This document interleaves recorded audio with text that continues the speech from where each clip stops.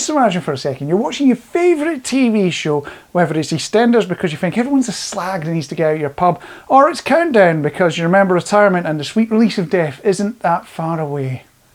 Is there something wrong with me? Why do I even think these things? Anyway, you're watching your favourite TV show and something strange happens.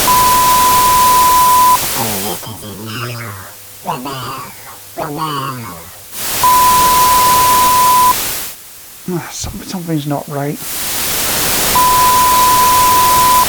in 1985, possibly, this too, a rebellion can be won. There we go, I think we're back. I'm Mark, this is Technically Minded, a new YouTube channel about whatever curious bit of technology happens to pique my interest. Or yours. Apparently there's some comment things down there that you can go and make suggestions in and tell me about something technical that piques your interest we might want to have a wee chat about.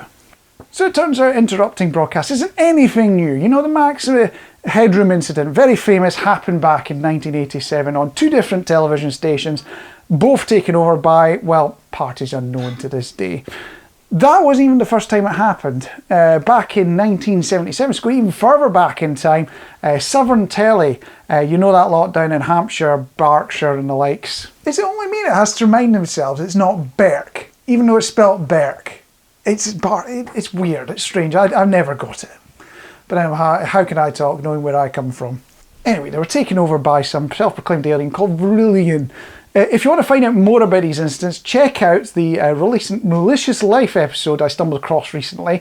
I'll pop a link down below, as they do on the YouTube thing. That's the normal thing for this internet stuff, isn't it? Listening to it finally prompted me to get on an investigate topic I've been meaning to talk with you guys about for a while.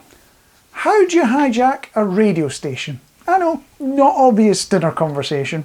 Did you hear the latest from Bartholomew about the takeover of Tin Pot FM? Haha. That's maybe why I don't get invited to too many posh dinners. Though before we do get into this topic in any real depth, I've got a couple of caveats. It wouldn't be the real world without caveats, would it? Firstly, I used to be a studio in techie. I've done bits of broadcast transmission work at low power, but most of my radio experience has been an unlicensed spectrum. Go find an actual expert. If you're interested in the bleeding edge or bits I don't know about to be able to explain to you, then tell me, because I quite like to learn as well. And the second point, I was supposed to be sitting in a nice wing-back chair. So I'm supposed to be reading this fine script for you from a wing-back chair. I'm a radio type person. That's how radio's made. It's made in wing-back chairs next to roaring fires. But it turns out we're in this lockdown thing. Okay, so we're in the lockdown thing, which means we can't do that. So instead you get to enjoy my missus' book collection as well. So you get to have a good gander at that you wouldn't otherwise get a look at. With that out of the way, I think we need to make a plan for the takeover of Tin Pot FM. It's their fault for not playing that Cinderella request, something about, it's not easy listening enough or some nonsense they made up. Honestly. Any radio station is made up of at least 3 parts. There's input. You need to produce an audio feed of some form, whether it's music played on a range of media, CDs, computers, vinyls, C90s, which are miserable to cue, reel-to-reel, or voice captured in some microphones. It needs to be mixed into a single audio feed. You might even apply some signal processing at this point. So you've got all your media here. You want to apply a bit of signal processing.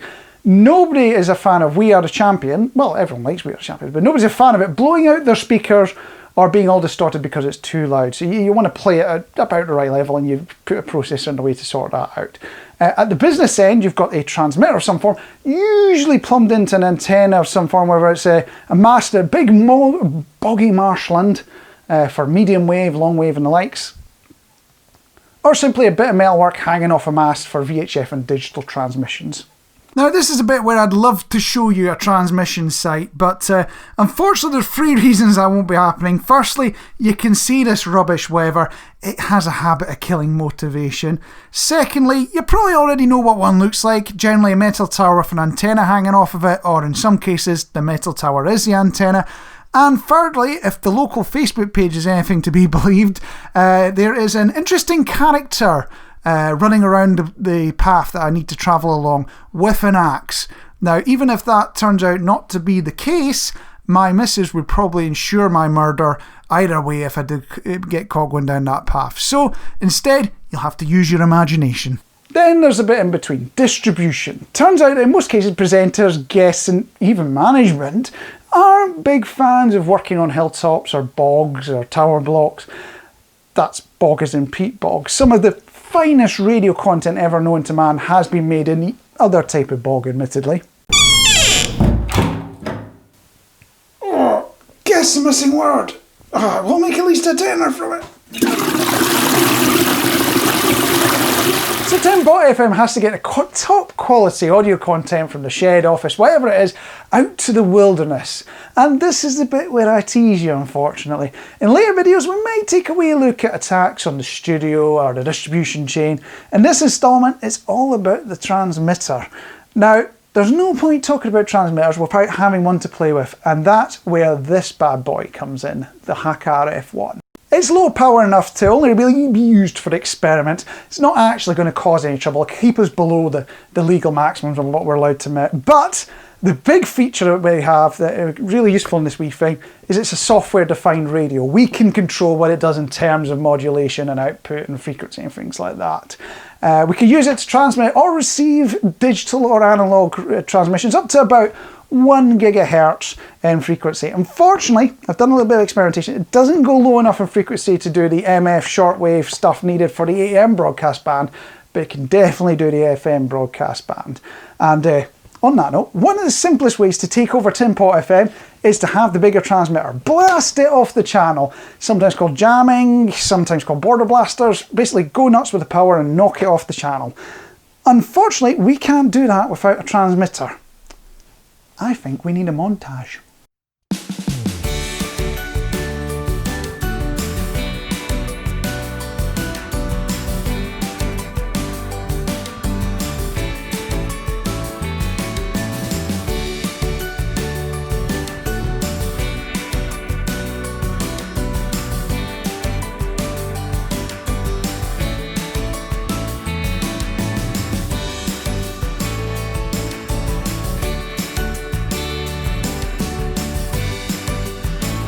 That was such a long montage, even my shirt colour changed. Wow, why did it take so long? Anyway, we've got our HackRF, which is our software-defined radio. It's surprisingly physical for something software-defined, but I guess we've got to pump out those volts and amps somewhere. I've also got a laptop running Ubuntu and a copy of GNU Radio, and I've set up an FM transmission chain on it. If you want to give the chain a go yourself, you can visit a link down below. I'm going to pop it down with a link to my blog where you can download the exact configuration I'm using and give it a pop yourself and see what happens. On that note, I think we better find an open channel. White noise, cosmic background radiation. So if we switch on our transmitter,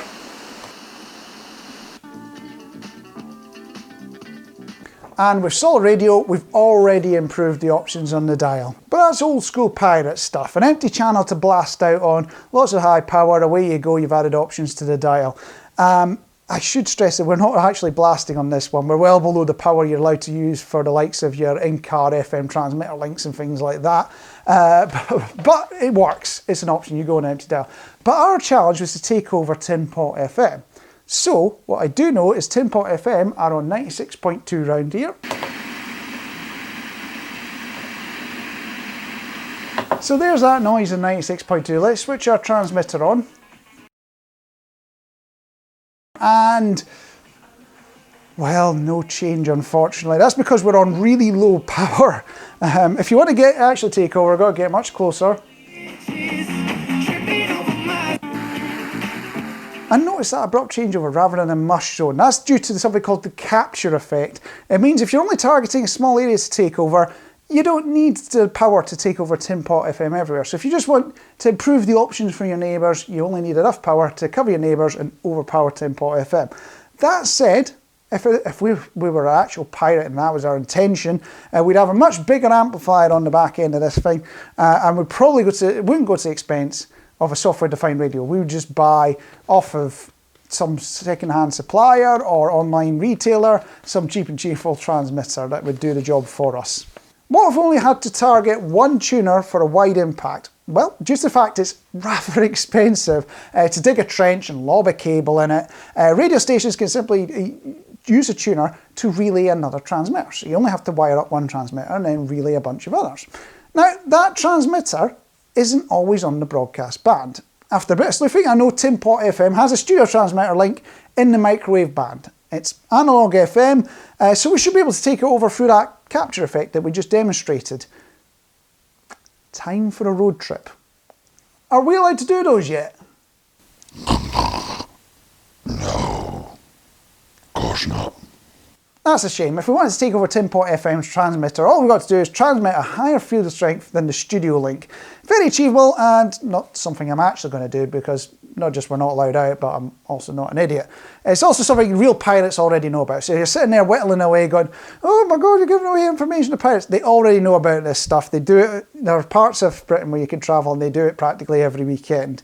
None of this is groundbreaking stuff, but it is a sign as how vulnerable a lot of broadcast infrastructure can actually be. There's a ton of these relays up and down the countries with analog links that can be readily taken over a few £100 worth of kit.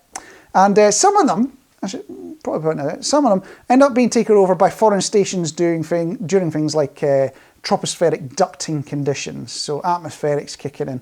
Especially possible if it's another broadcast transmitter is being relayed and not some off-band link that we're talking about here.